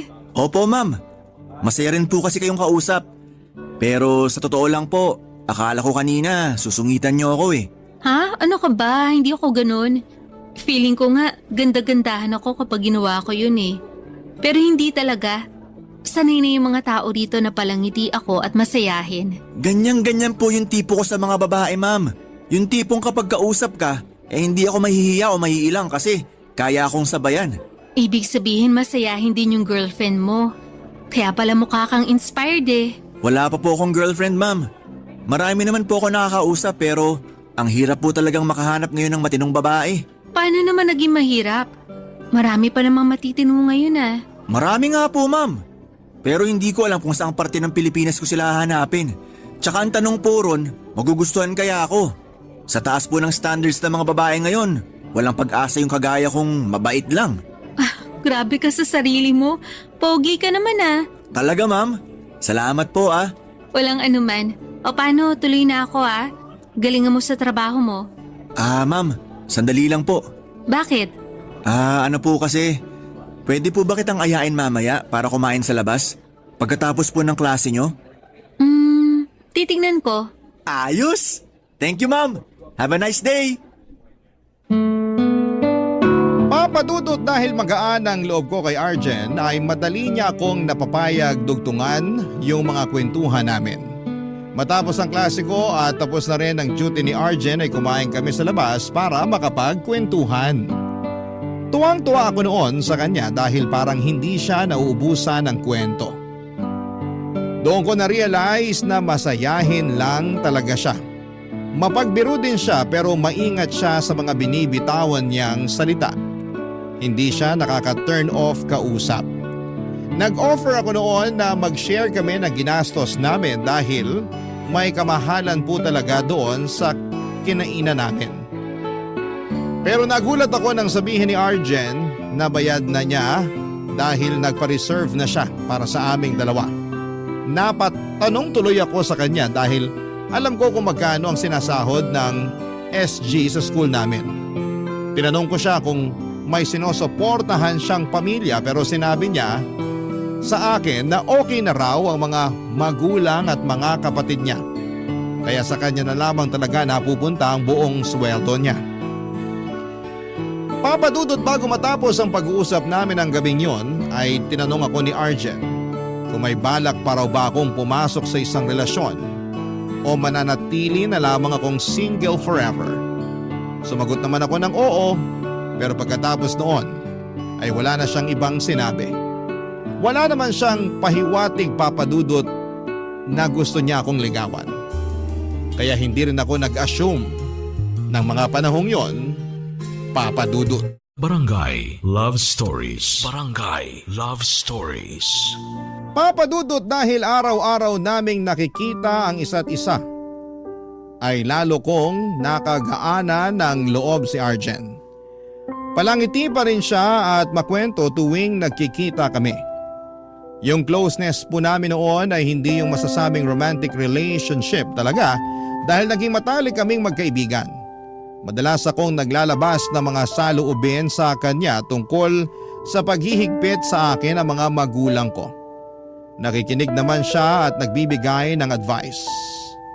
Ang nakakatuwa pa sa kanya, lahat ng mga sinasabi niya ay may sense talaga at hindi yung may masabi lang. Na-feel ko po talaga na nakikinig siya sa akin at naintindihan niya yung mga sinasabi ko bago siya magbigay ng opinyon niya. Dahil sa magandang samahan namin ni Arjen ay hindi ko na po naisip noon na nasa kanya na pala yung mga standards na hinahanap ko sa isang lalaki. Madalas nga po akong nasasabihan at choosy kapag sinasabi ko yung mga katangiang gusto ko sa isang lalaki. Pero hindi ko naman dinaramdam yon. Sa tagal ko po kasing naging single ay parang ang pangit naman po kung magsesettle na lamang ako sa sino mang magkakagusto sa akin. Pero noong naging close na kami ni Arjen ay hindi ko na naisip na makipag-usap pa sa mga lalaki na tipong aabot kami sa talking stage at pag-meet up. Papadudot marami na akong nalaman tungkol kay Arjen. Kasama na roon ang pagmamay-ari niya ng malaking pwesto ng gulayan sa palengke. Malaki naman daw ang kinikita niya roon pero dahil naging security guard din ang tatay niyang nagpatapos sa kanya sa pag-aaral noon ay gusto niya rin daw na subukan yon. Wala naman daw sana siyang balak magtagal sa ganong trabaho para makapag-focus sa gulayan niya sa palengke. Pero dahil nakilala niya ako ay itinuloy pa rin niya ang pagiging guard sa school na pinapasukan ko, Papa Dudut.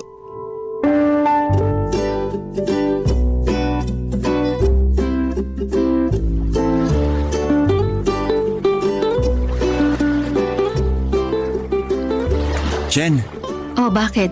may experience ka na ba? Para ka naman tanga magtanong. Kumakain yung tao eh. Sinakto ko talaga na hotdog yung kinakain mo. Itsura mo, halatang guilty sa tanong. Siyempre, nagulat ako. Bakit ba kasi ang random ng tanong mo? Wala lang, bigla ko lang naisip itanong sa'yo eh. Pero ano nga yung sagot mo? Bakit ba gusto mong malaman? Kasi mag-share din ako ng experience ko. Kadiri ka. Hindi na kailangan kasi hindi naman ako interesado. Kung ayaw mo makinig, sige. Ikaw na lang tatanungin ko. Sasagutin ko na. Wala pa. Nasabi ko naman sa'yo kung gaano ka-stricto yung mga magulang ko, di ba? Kaya malamang, inosente pa rin ako hanggang ngayon. Kung tatawanan mo ko dahil wala pa akong experience at this age, friendship over na tayo. Sus, natatawa lang naman ako sa reaksyon mo. Pero yung pagiging inosente mo, malabong tatawanan ko yun.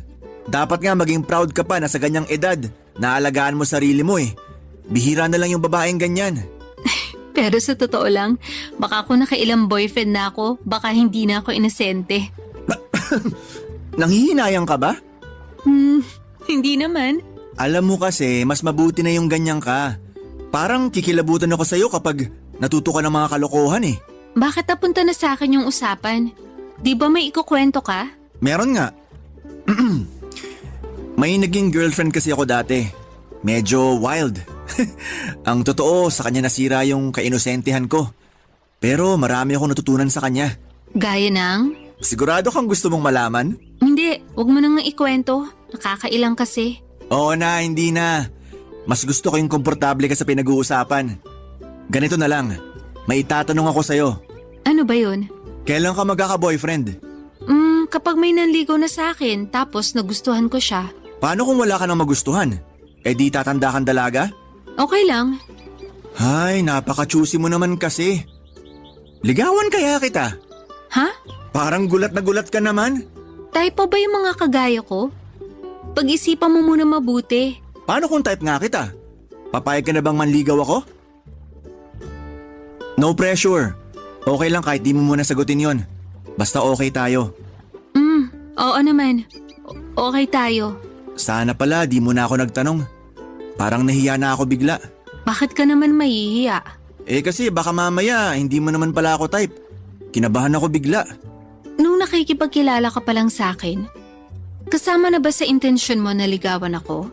Honestly, oo. Pero ayoko madaliin lahat. Kaya kinaibigan muna kita para mas makilala natin yung isa't isa.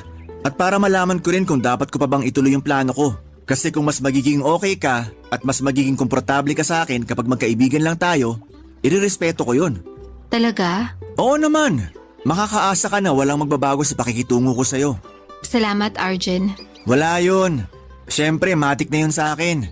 Alangan namang sayangin ko lang yung pinagsamahan natin dahil hindi mo ako type. Walang ganon. Solid to. Papadudot, wala naman po akong sinabi noon na hindi ko type si Arjen. Pero hindi ko muna sinabi kung ano ang totoong nararamdaman ko para sa kanya. Dahil hindi ko pa siya naiharap sa mga magulang ko. Noong time na yon ay sigurado na ako na si Arjen yung lalaking matagal ko nang hinihintay na makilala. Sa kanya lang ako naging ganon kakomportable. Pakiramdam ko ay pwede kong gawin lahat ng bagay kapag siya ang kasama ko ng walang halong panghuhusga. Kapag magkasama kami ay mas nailalabas ko ang totoong ako. Yung hindi ako takot magkamali sa mga salitang binibitawan ko. Minsan, nakakapagmura din ako pero ni minsan ay hindi niya ako hinusgahan. Nang makasigurado ako na si Arjen na talaga yung lalaking gusto ko, hindi na ako nagpaligoy-ligoy pa noon, Papa Dudut. Sinabi ko sa mga magulang ko na may kaibigan akong ipapakilala sa kanila. At gaya ng inaasahan ko ay hindi sila natuwa dahil alam kong si Jomar pa rin ang gusto nila para sa akin. Pero hindi rin naman sila tumanggi na makilala si Arjen. Siguro gusto rin naman nilang bigyan ng chance. Kaya nung araw ding yon ay tinawagan ko si Arjen para imbitahan sa bahay namin nung wala akong pasok sa school. Bago magtanghalian ay dumating na siya sa bahay namin, Papa Dudut.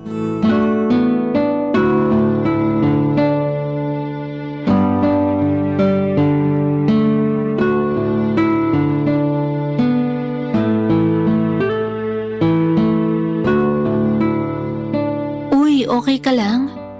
Oo. Okay lang ako. Okay na okay. Nasa loob na sina nanay at tatay. Halika na, pasok na tayo. Nay, tay, si Arjen po. Kaibigan ko. Magandang tanghali po. Arjen nga po pala. Nice to meet you po. Kaibigan ka lang ba talaga ng anak ko? Opo. Maupo na kayo. Nakahanda na yung pananghalian. Yung distansya ng upuan nyo, kalahating metro dapat. Opo, sir. Tay, tapos na po yung pandemic. Hindi virus yung dahilan, kaya ako kayo pinaglalayo. Ay, halika na, maupo na lang tayo. Pagpasensyahan mo na lang sina nanay at tatay Matagal na ba kayong magkaibigan ni Chen? Hindi pa naman po. Mga 2 buwan pa lang po, sir. 2 buwan pa lang tapos ipinakilala ka na sa amin? Baka naman nanliligaw ka na kay Chen. Hindi pa po. Bakit? May bala ka ba? Ay nako, mabuti pa. Kumain na tayo bago pa mapunta kung saan tong usapan. Mabuti pa nga po, Nay. Kuha ka na ng kanin mo. Ay, alam mo ba, sweetheart? Ang mahal na ng bigas ngayon. Konting kanin na lang kukunin ko. Marami naman akong kinain kaninang umaga. Tikman mo yung putsero ni nanay. Hindi ka magsisisi. Alam mo, sweetheart, pati karning manok ang mahal na rin. Yung patatas na lang ata titikman ko. Naku, yung saging, patatas at repolyo, ginto na rin ang presyo. Sa susunod pala, magdadala ako ng mga gulay dito sa inyo. Ay, sabaw na lang sa akin, Chen. Parang may galit kasi sa akin nanay mo eh. May sinasabi ka ba? Sabi ko po, busog pa po ako. Pero titikman ko na lang po yung niluto nyo para hindi po sumama yung loob nyo. Bakit naman sasama ang loob ng asawa ko? Tay, pwede po bang kalmahan niyo lang ni nanay? Alam ko naman po kung ano yung ginagawa niyo. Okay lang, Chen. Naiintindihan ko naman sila. Huwag po kayong mag-alala, ma'am, sir. Magkaibigan lang po talaga kami ni Chen. Kung hindi niya po gustong magpaligaw, hindi naman po ako mangungulit. Teka, ano nga palang trabaho mo? Security guard po sa school. Kina Chen ba? Opo, sa madaling araw naman po, tindero ako sa palengke. Tindero ng ano? Baka naman kung ano yung binibenta mo. Nagtutulak ka ba? Nagtutulak po talaga ako. Pero hindi po droga, kundi yung kariton po na pinagkakargahan ko po ng mga gulay kapag magdi-display na sa tindahan. Ang totoo po niyan, Tay. Siya po talaga yung... Chen, Ay, bahala ka kung yan ang trip mo. Hindi ko pa pinapaligawan yung anak ko. Marami pang gustong ma-achieve sa buhay yan. Kaya kung may balak ka, wag mo nang ituloy. Tay, magkaibigan nga lang po kami. Ganyan din yung madalas na sinasabi ng inaanak ko kay kumpare. Tingnan mo ngayon, mag-asawa na sila nung sinasabi niyang kaibigan. At may mga anak na rin. Kaya hindi mo kami madadala dyan sa mga sinasabi mong magkaibigan lang kayo. kung liligawan ko man po si Chen, sisiguraduhin ko pong alam nyo at may consent nyo po, ma'am at sir. Aba dapat lang. Sisiguraduhin ko rin hindi magiging madali sa'yo ang lahat. Uy, Tay, huwag niyo naman pong takutin si Arjen. Kung tunay siyang lalaki, hindi siya matatakot sa amin ng nanay mo. Para yun lang eh. Marami na rin kasing sumubok na manligaw dito kay Chen, pero sa una pa lang, hindi na nila kayang panindigan yung anak namin. Paano naman namin ipagkakatiwala si Chen sa ganong klaseng lalaki?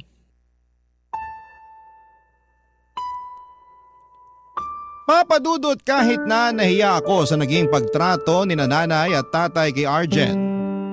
Sa kabilang banda ay na-touch naman ako sa dahilan kung bakit nila ginawa yon. Magulang ko pa rin sila kaya alam kong kapakanan ko lang ang iniisip nila.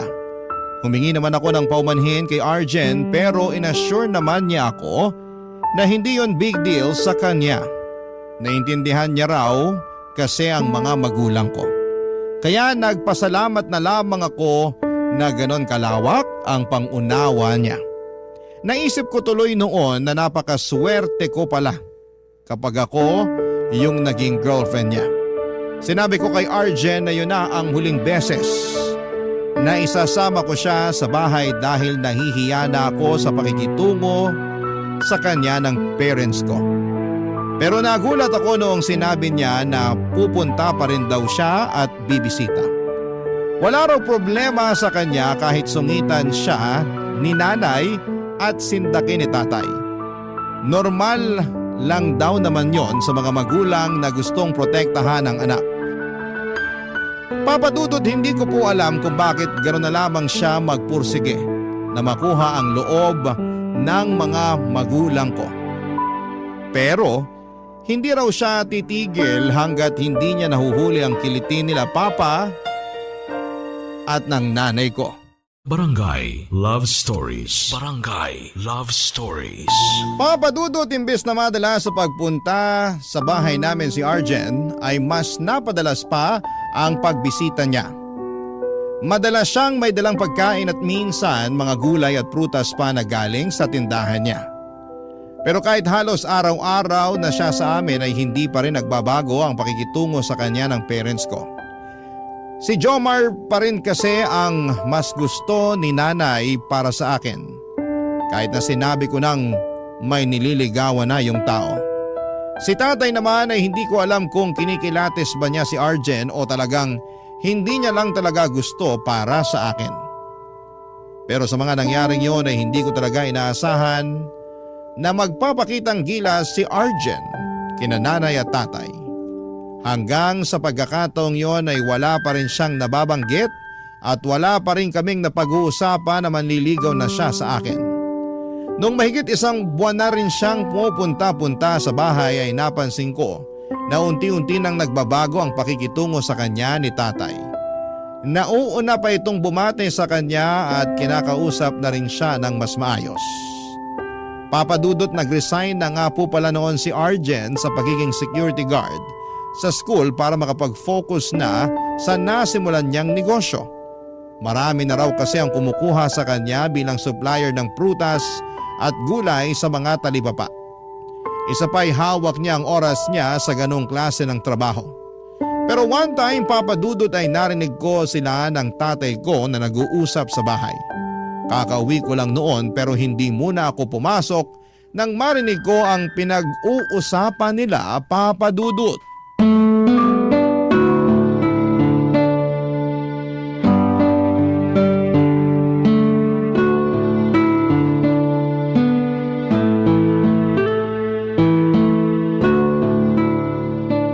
Nag-resign ka ba sa trabaho mo para magkaroon ka ng mas maraming oras para sa anak ko?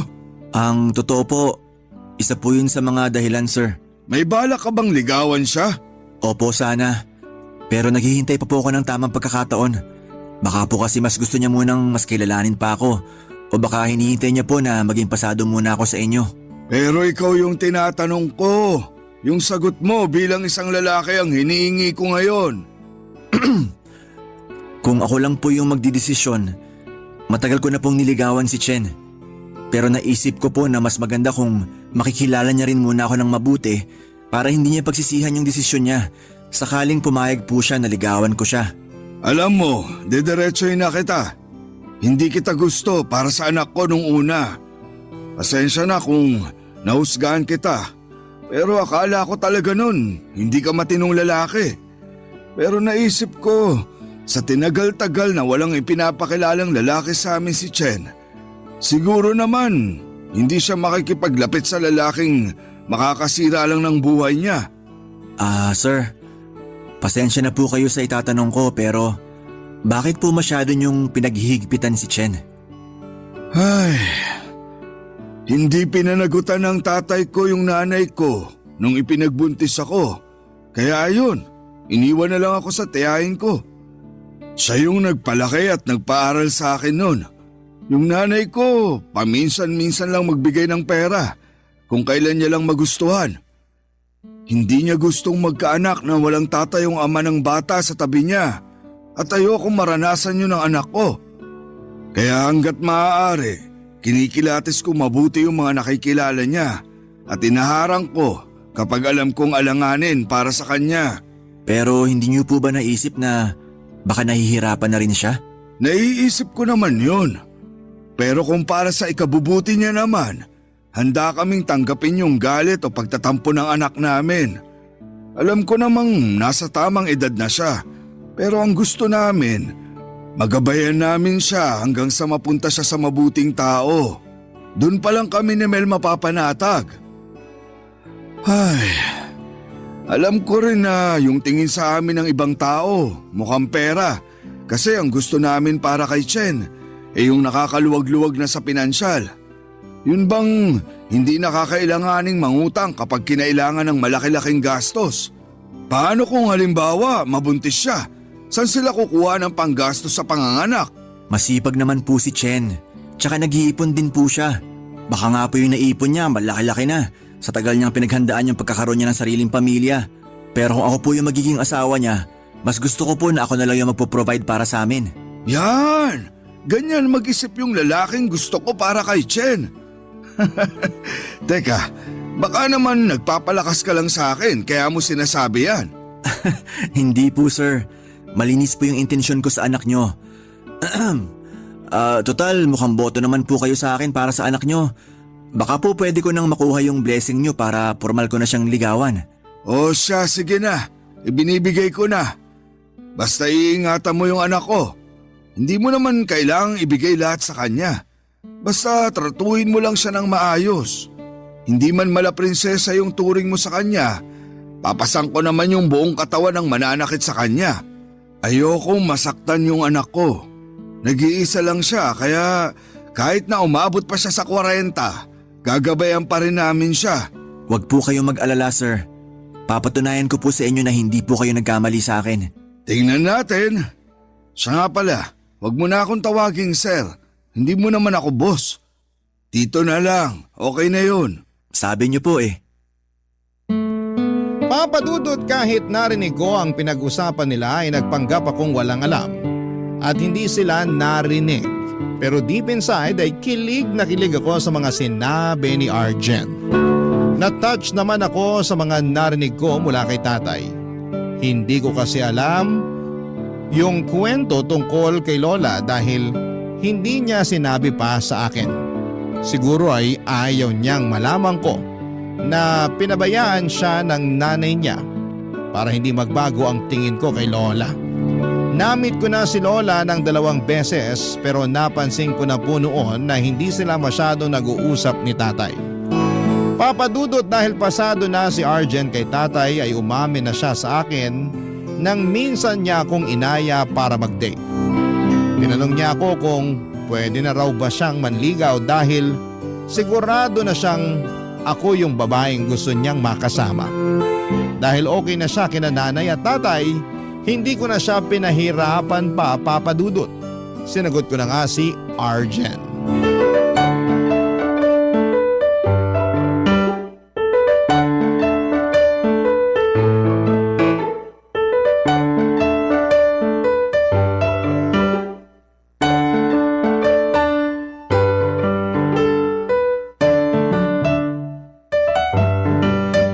Kain ka na.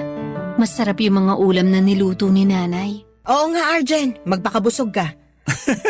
Ang saya po pala kapag inaalok na ng pagkain. Hindi ko ramdam na mahal na yung mga bilihin. Ay, mahal pa rin naman yung mga bilihin ngayon. Pero dahil alam naming mahal mo talaga si Chen, pwedeng-pwede kang kumain dito kahit kailan mo gusto. Welcome ka na rito sa bahay namin. Ang sarap naman po pakinggan yan, tita. Naku, masanay ka na. Tsaka mahilig talaga akong magluto. Kung mapapadalas ka rito, baka manaba ka sa kakakain. Ngayon alam mo na kung bakit malaman ako. Tito, okay lang po kayo? Baka nakakain po kayo ng panis kaya bigla na lang kayong tumatawan na mag-isa dyan. May naalala lang ako. Hindi ko kasi makalimutan yung pati sabaw. Ipinagdadamot sa'yo ng asawa ko. Kasi naman itong si Chen, bigla na lang nagdala ng lalaki rito. Nay, sinabihan ko naman po kayo na may ipapakilala ako, di ba? Oo, pero sabi mo, kaibigan mo lang. Sa nakikita ko sa inyong dalawa, tinginan pa lang. Alam ko nang may nararamdaman kayo para sa isa't isa. Nahalataan niyo po ba yon, Nay? Bakit naman hindi? Tsaka lalo na sa'yo, no? Kilalang kilala na kita, anak. Baka nakakalimutan mo, ako yung nagluwal sa'yo, kaya alam ko kung kailan ka hindi okay. At mas lalong alam ko kapag okay na okay ka. Yun yung nakita ko sa'yo nang isama mo rito si Arjen. Nay naman binibista niyo ako sa boyfriend ko. Ibig sabihin lang nun, matagal nang malakas yung tama mo sa akin. Bakit? Masama ba? Nga pala, Arjen. Kailan mo ipapakilala sa mga magulang mo si Chen? Ay, oo nga. Tsaka kailan namin sila makikilala? Ang totoo po niyan, nasabi ko na sa kanila yung tungkol sa inyo. Magpapaalam nga po sana ako kung pwede ko po silang isama rito. Mamamanhi ka na ba kayo? Tay? Hindi pa naman po pero doon na rin kami papunta. Pero gusto po muna sanang makipagkilala sa inyo ng mga magulang ko. Nakukwento ko na po kayo sa kanila kaya ayun, excited na makipagbanding. Naku, welcome na welcome sila dito sa bahay namin, ha? Sabihan mo lang kami kung kailan nila balak pumunta para mapaghandaan namin, ha? Sige po tita, sasabihan ko po sila mamaya. Ay, nakakatuwa talaga yung nangyayari ngayon. Akala ko talaga, tatandang dalaga na yung anak namin eh. Buti na lang, may nakilala pa siyang matinong lalaki. Si nanay. Akala mo naman hindi pinaglaban sa akin si Jomar. Parang kailan lang botong-boto kayo sa manok nyo Pareho lang kami ng nanay mo, nak. Pero malay ba naman namin na may nililigawan na pala yun? Hindi nyo na po kasi tinanong. Basta nyo na lang inimbitahan dito sa bahay. Syempre mahihiya naman pong tumanggi sa inyo. Hayaan mo na yun, nak. Uso rin mag-move on, di ba, Arjen? Po? Opo. Wow, sip-sip. Sorry na, ngayon lang to. Nagpapalakas pa kasi ako kay tito. Gusto mong magpalakas? Ubusin natin yung pinalamig ko sa ref mamaya. Mahal, okay lang ba? Oo naman. Si tatay na nga nag-aya sa'yo Naniniguro lang. Papadudot sa ganong paraan ko nga po nakilala ang lalaking masasabi kong blessing at regalo sa akin ng nasa itaas. Nang ipakilala ni Arjen ang mga magulang niya, kina nanay at tatay ay nagkasundo kaagad sila. Tulad ng boyfriend ko ay mababait din sila at magaling makisama, kaya walang masabi ang parents ko sa kanila. Hindi na namin pinatagal ang boyfriend-girlfriend relationship namin ni Arjen. After 2 months ay nag-propose na siya sa akin at inihanda na namin ang kasal namin sa parehong taon. Sa ngayon po, Papadudot, ay kagagaling lang namin sa OB at nakumpirma nga po na buntis na po ako. Kahapon po kasi ay nag-PT ako at positive ang naging resulta. Sobrang saya nga po ng asawa ko dahil excited na talaga siya na magka-baby kami. Kaya naman masasabi ko po talaga na sobrang sulit yung matagal kong paghihintay. at pag-iingat sa sarili ko. Na-realize ko rin po na nakatulong din pala yung pagiging choosy ko dahil mahaba man. Ang itinakbo ng panahon ay napunta pa rin ako sa tamang tao. Hindi po ako binigo ni Arjen kaya araw-araw po akong nagpapasalamat na nakilala ko siya. At least ngayon, buo na po ang loob ko na bumuo ng sarili kong pamilya na siya ang kasama. Hanggang dito na lamang po ang kwento ko, Papa Dudut, at maraming salamat po and God bless po sa mga lahat ng mga tagapakinig ninyo sa inyong programa sa radyo sa Barangay Love Stories. Ang inyong forever kapuso at kabarangay, Chen.